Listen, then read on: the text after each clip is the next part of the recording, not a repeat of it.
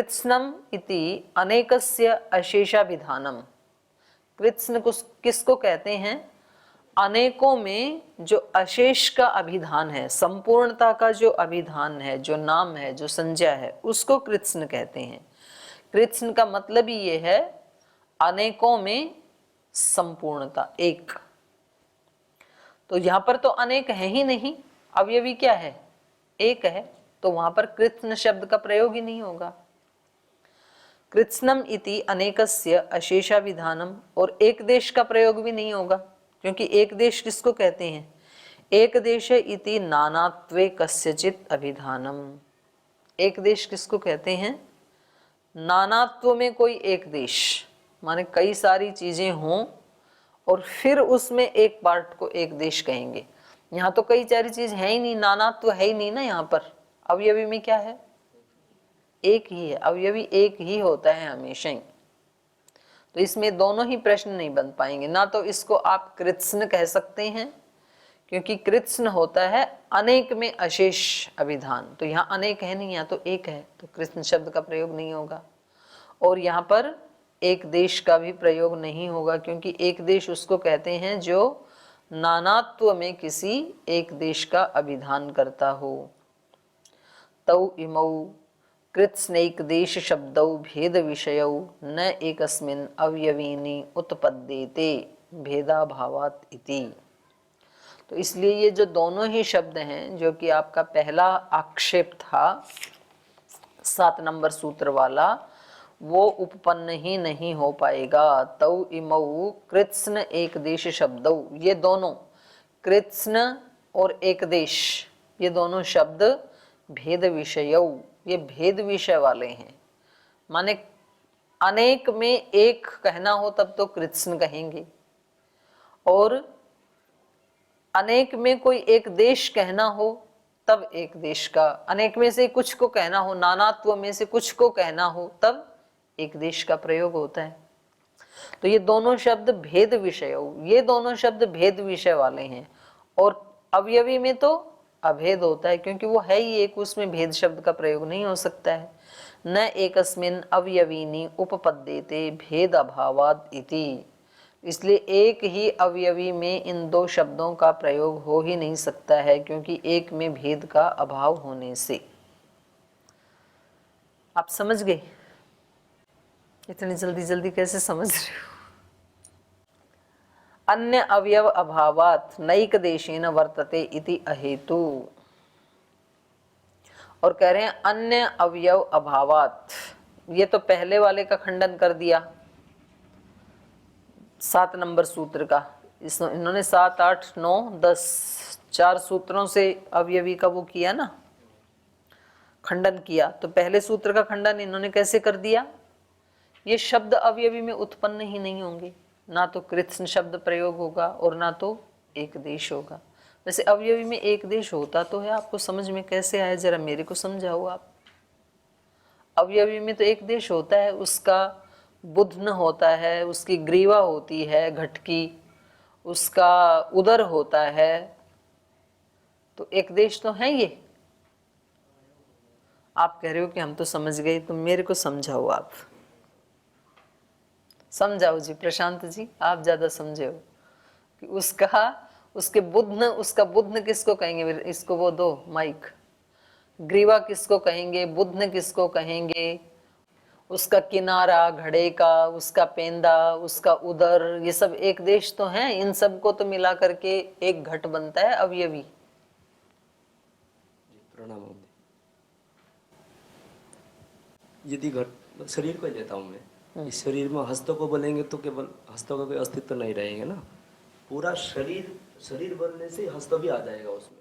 एक देश तो है इसका शरीर का, नाभि प्रदेश, उसका गौण कटी प्रदेश, उसका गौण ग्रीवा प्रदेश, कितने प्रदेश हैं इसके? सारे प्रदेश मिलके एक शरीर बनेगा। वो तो एक प्रदेश तो फिर एक रहा नहीं वो, तो गौण प्रयोग है ना उसमें, मुख्य रूप में कहा जा रहा है, उसमें गौण प्रयोग लेना होगा उसमें। गौण प्रयोग कैसे मतलब? साधारण रूप में, मतलब साधारण, जैसे कोई बालक, मतलब एक में एक देश होते हैं कि नहीं, ये बताओ। जैसे आप शरीर का कह रहे हो, तो जैसे मैं इतने पार्ट को लूं तो ये शरीर का एक देश है कि नहीं है? लेकिन इतना तो पूरा शरीर तो नहीं है ना। शरीर नहीं है, एक देश बोल रही हूं मैं, कब कह रही हूँ कि ये शरीर है?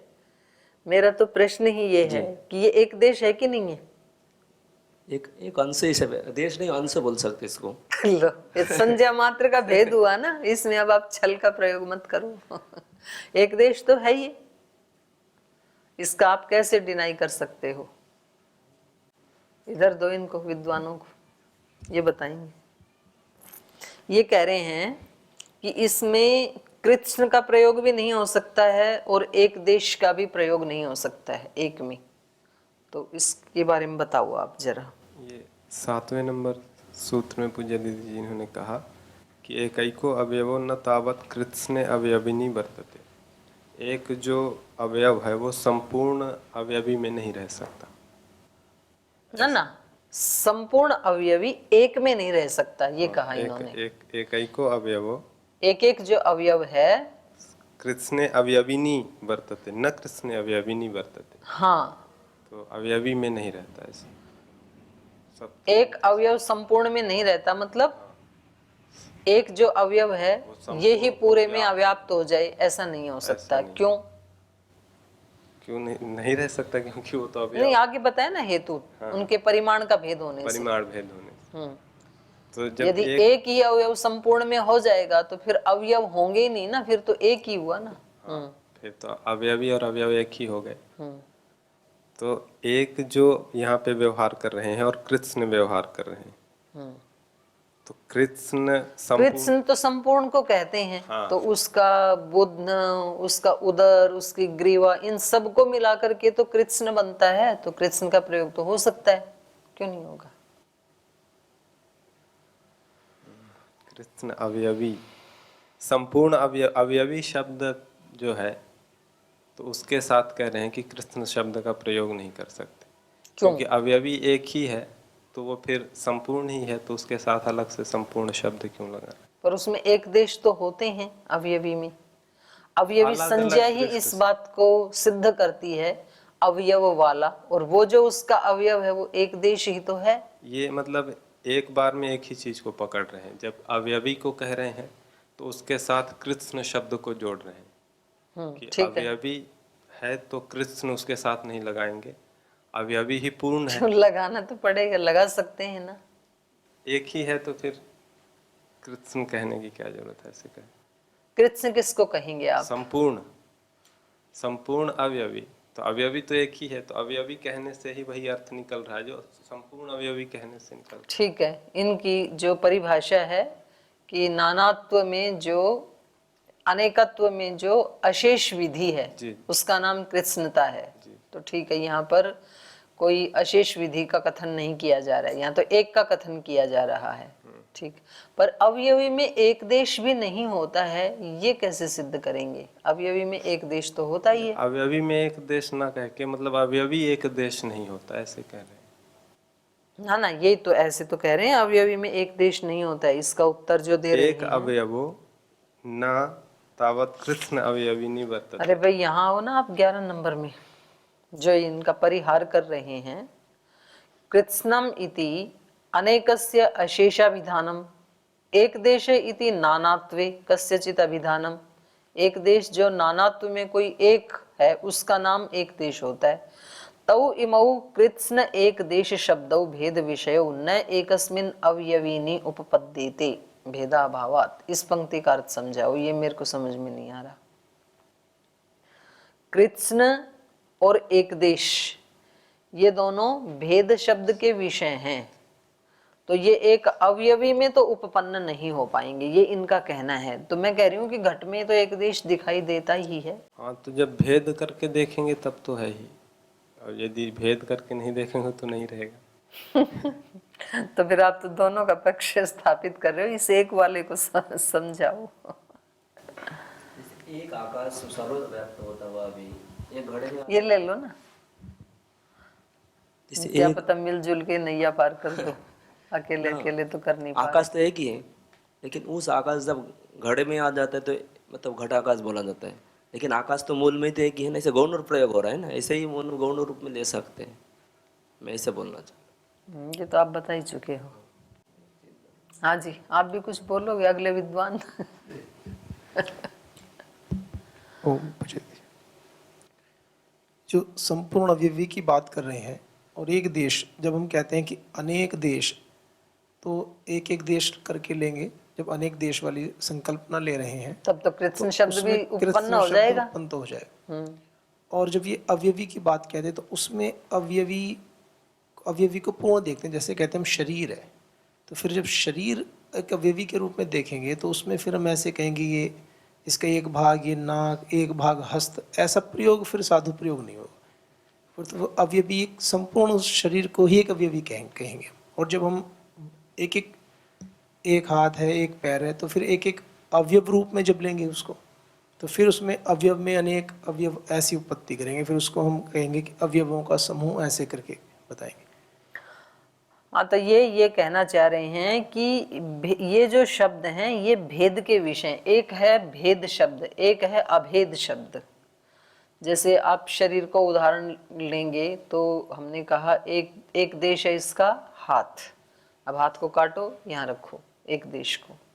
फिर एक पैर है, पैर को हटा के यहाँ रखो, ग्रीवा को हटा के यहाँ रखो, सारे अंग प्रत्यंग रखते चले जाओ, एक एक देश। अब क्या हम इसको शरीर कह सकते हैं? अब इसको शरीर नहीं कह पाएंगे हम।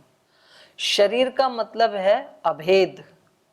जब ये भेद हम देख रहे हैं उस समय एक नहीं हो सकता है। फिर भेद शब्द हमेशा दो या दो से अधिक के लिए प्रयोग किया जाएगा।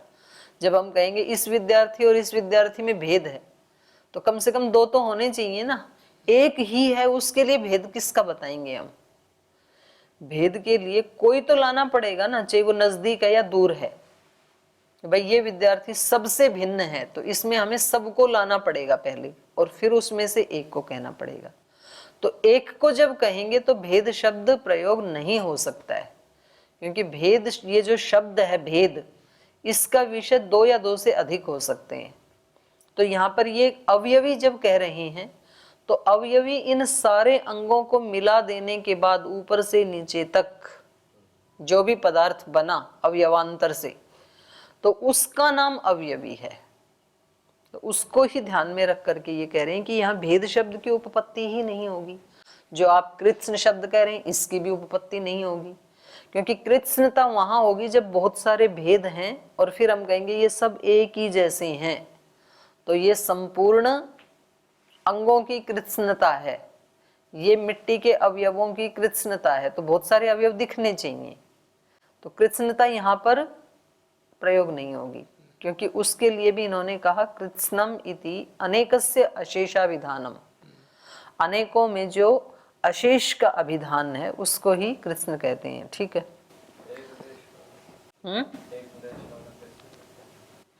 एक देश वाला, एक देश वाला तब कहेंगे जब हमारी विवक्षा उनको देखने की है, एक एक देश को मिल करके, और फिर ये जो चीज बनी है अनेक अवयवों को मिला मिला करके जो चीज बनी है, इसको हम कहेंगे अवयव वाला।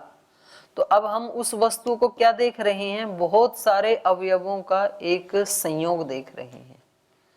तो फिर ऐसी विवक्षा है तो ये प्रयोग हो जाएगा एक देश। घड़े का एक देश, घड़े का बुद्ध जब हम कह रहे हैं, घड़े का उदर कह रहे हैं, घड़े की ग्रीवा कह रहे हैं, प्रयोग हो जाएगा फिर ये योग दर्शन में भी जो वैराग्य के विषय में कहते हैं कि अवयवी में दृष्टि न करके अवयवों की दृष्टि रखें। योग दर्शन ने इसी में तो बोला ये। हाँ, दो संज्ञाएं अभी तो बताइए आपको। हाँ, इसमें भी है, मतलब उसमें भी ऐसे अवयवी का मतलब क्या है?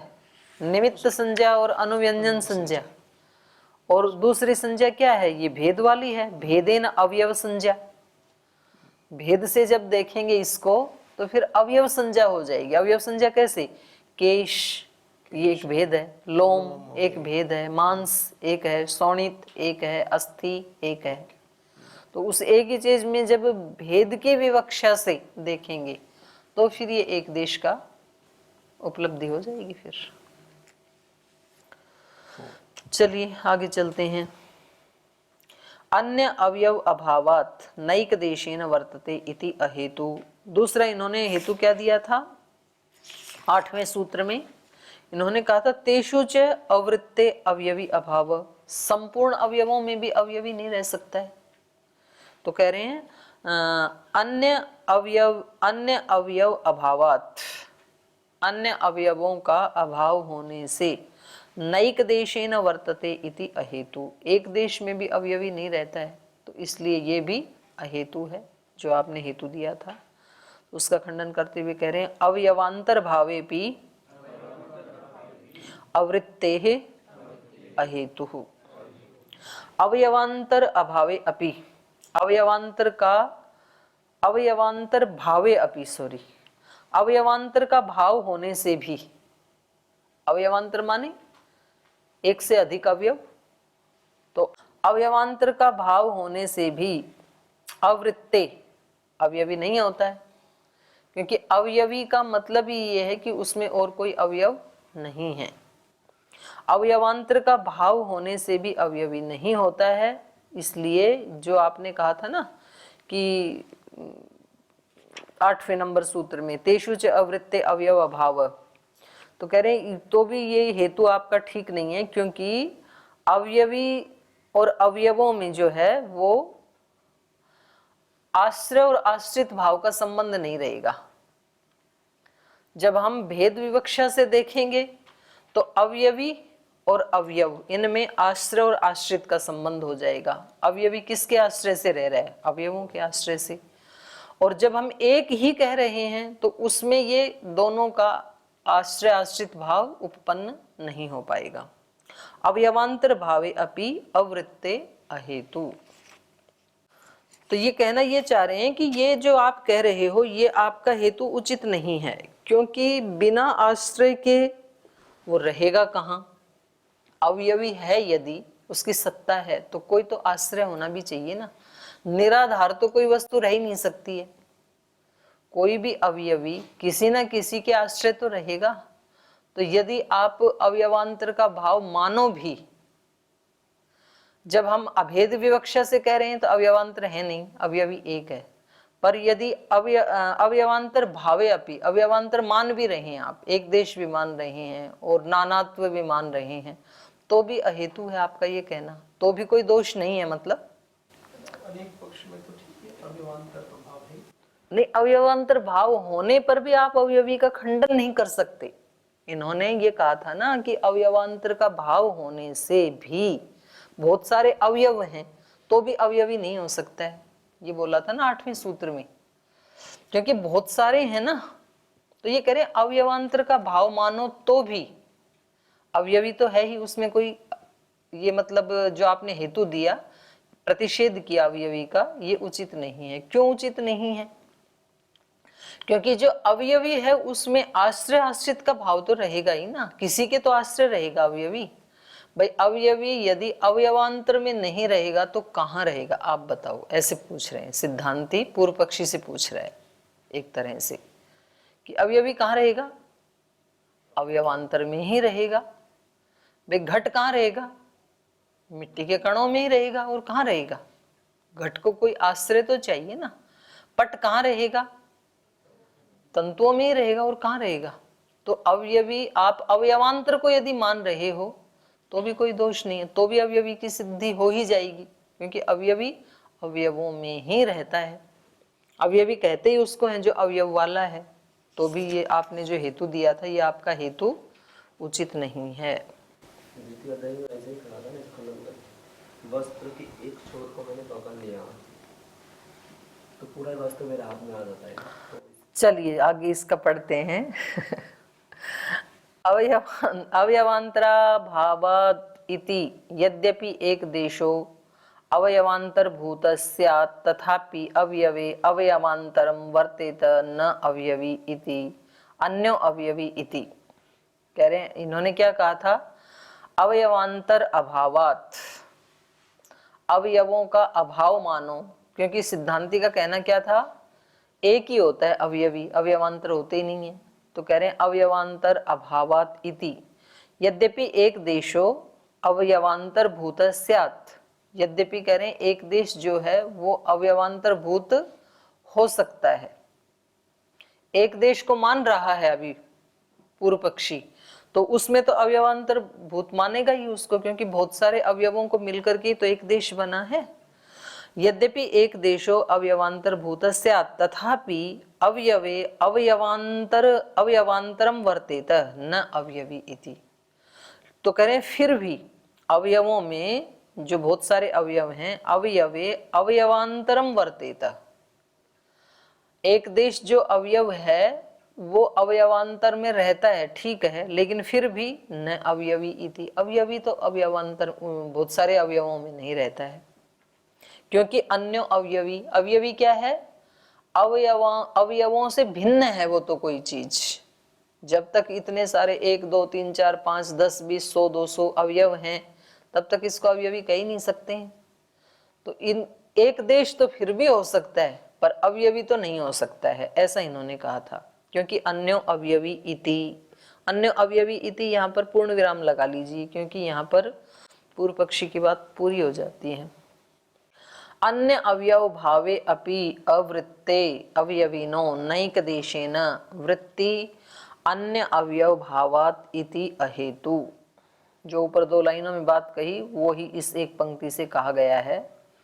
तो कह रहे हैं वृत्ति कथम इति चेत, आप यदि पूछो हमारे से कि ये इन अवयवांतरों में अवयवी की वृत्ति कैसे हो सकती है, ऐसा यदि आप पूछें तो एकस्य अनेकत्र आश्रय आश्रित संबंध लक्षणा प्राप्ति ही, बोले एक में भी, जिसको हम एक कह रहे हैं, उस एक में, एकस्य एक का, अनेकत्र अनेक अवयवों में आश्रय आश्रित संबंध लक्षणा जो वृत्ति है उसी को प्राप्ति कहते हैं, उसी को हम अवयवी कहते हैं। माने अवयवी कहाँ रहेगा, एक जो अवयवी है उसका अनेकत्र अनेक अवयवों में आश्रय आश्रित संबंध लक्षण जो है उसको ही प्राप्ति कहते हैं, अवयवी की प्राप्ति। समझ में आ गया?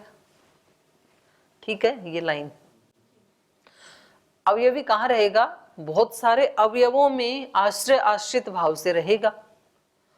तो कौन आश्रय है और कौन आश्रित है, यहाँ पर आश्रय कौन है और आश्रित कौन है? अवयव आश्रय हैं और अवयवी आश्रित है, अवयवों के आश्रय से अवयवी रहता है ना। आश्रय आश्रित भाव कथम इति चेत, कह रहे हैं यस्य यतो अन्यत्र आत्मलाभ अनुपपत्ति स आश्रय,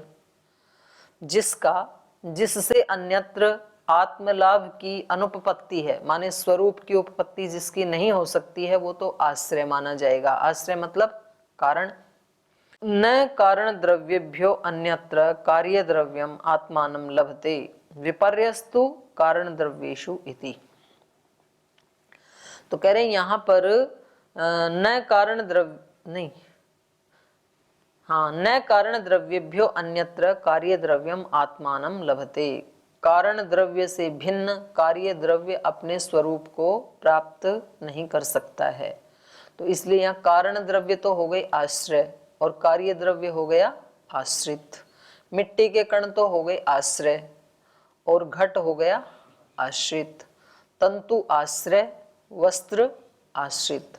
तो बोले आप यदि अवयवांतर मानते हो ना तो भी अवयवी की सिद्धि हो ही जाएगी, क्योंकि अवयवी अवयवांतर के अतिरिक्त तो रहेगा कहाँ, अवयवों में ही तो रहेगा। आश्रय आश्रित भाव के संबंध से, आश्रय आश्रित लक्षण संबंध से उसकी वहां भी उपलब्धि हो जाएगी। तो आपने कहा था ना कि अवयवांतर यदि मानेंगे तो अवयवी हो ही नहीं सकता है, क्योंकि अवयवी तो उससे कुछ अलग चीज होती है अवयवों से। तो ये आपका कहना उचित नहीं है।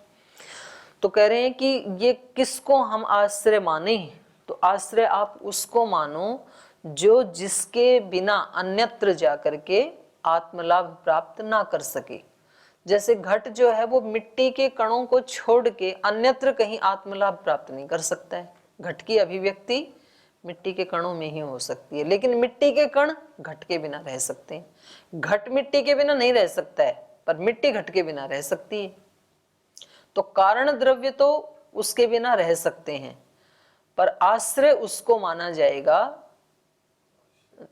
आश्रित उसको माना जाएगा जो उसके बिना अन्यत्र कहीं आत्मलाभ प्राप्त न कर सके। न कारण द्रव्येभ्यो अन्यत्र कार्य द्रव्यम आत्मानं लभते। कारण द्रव्य से अन्यत्र कार्य द्रव्य अपने स्वरूप को प्राप्त नहीं कर सकते हैं। विपर्यस्तु कारण द्रव्येषु इति, लेकिन इससे उल्टा, माने कारण द्रव्य तो अपने स्वरूप में रह सकते हैं, उसको कार्य की आवश्यकता नहीं है। कार्य को तो कारण की आवश्यकता है, पर कारण को कार्य की आवश्यकता नहीं है। वो बिना कार्य के भी रह सकता है, तंतु रूप में रहेगा, मिट्टी रूप में रहेगा, वो तो रह सकता है। नित्येषु कथम इति चेत, आप पूछो कि जो नित्य द्रव्य हैं वो किसके आश्रय से रहते हैं। फिर अगर निराश्रय कोई वस्तु नहीं रह सकती है तो जो नित्य परमाणु अर्थात जो तन मात्राएं हैं वो कैसे रहती हैं, क्योंकि इनकी तो सृष्टि वहीं से चलती है ना, नित्य से ही। परमाणुओं में जो नित्य परमाणु है उसकी बात कर रहे हैं। नित्येषु कथम इति चेत, नित्य परमाणुओं में ये कैसे आश्रित भाव कैसे रहेगा। अनित्येषु दर्शनात् सिद्धम, बोले जो अनित्य पदार्थों में देखा जाता है उससे पता लग रहा है कि इसका कोई नित्य कारण भाव है। माने कार्य में उसका दर्शन होने से अनुमान प्रमाण से पता लगता है कि वो अपने आप में ही स्थित हैं, उनका कोई आश्रय नहीं है, वो नित्य हैं, इसीलिए नित्य कहा जा रहा है। और नित्येषु द्रव्येषु कथम आश्रय आश्रयी भाव इति चेत, ऐसा यदि पूछें तो कहा अनित्येषु द्रव्य गुणेषु, जो अनित्य कार्य द्रव्य के जो गुण हैं उनमें दर्शनात्, उसके गुण देखे जाने से आश्रय आश्रित भावस्य नित्येषु सिद्धि इति, तो उससे आश्रय आश्रित भाव का नित्य परमाणुओं में भी सिद्धि उपलब्ध हो जाती है। तस्माद अवयवी अभिमान प्रतिसिध्यते, तो जो आप कह रहे थे ना कि भाई अवयवी तो होता ही नहीं है, शरीर आदि तो है ही नहीं, तो अवयवी के अभिमान का यहाँ पर प्रतिषेध किया जा रहा है। अर्थात अवयवी की तो सिद्धि है, उसका अभिमान नहीं है, उसका कोई मिथ्या भ्रम नहीं है, बल्कि अवयवी सचमुच ही सत्ता वाला है, ये कह रहे हैं। तस्माद अवयवी अभिमान प्रतिसिध्यते, अवयवी का मिथ्या अभिमान यहाँ प्रतिषेध किया जा रहा है। हाँ, एक बात ये आगे बहुत अच्छी कह रहे हैं, अंडरलाइन करने योग्य है ये। निःश्रेयस कामस्य न अवयवी यथा रूपादिषु मिथ्या संकल्पो न रूपादय। यहाँ से शुरू से ही इस पूरी ही लाइन को आप वो कर लीजिए, अंडरलाइन कर लीजिए।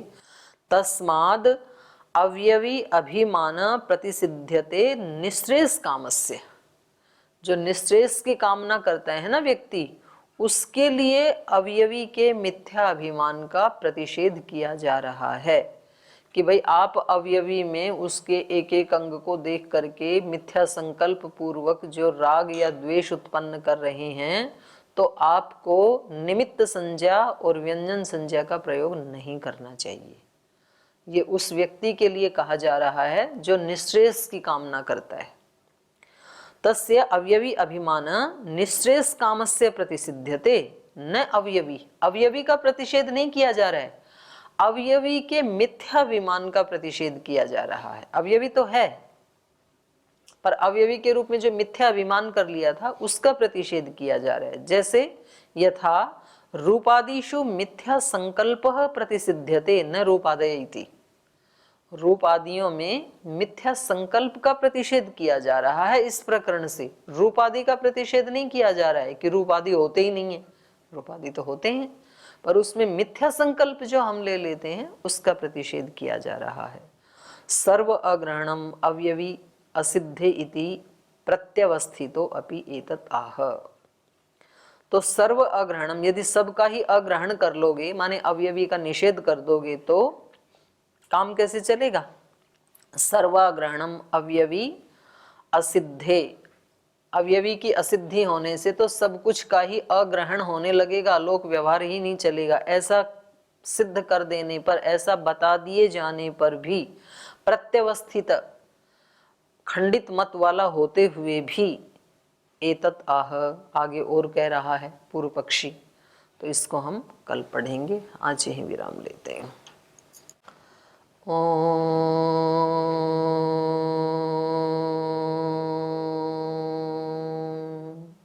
शांति शांति शांति। श्री गुरुभ्यो नमः।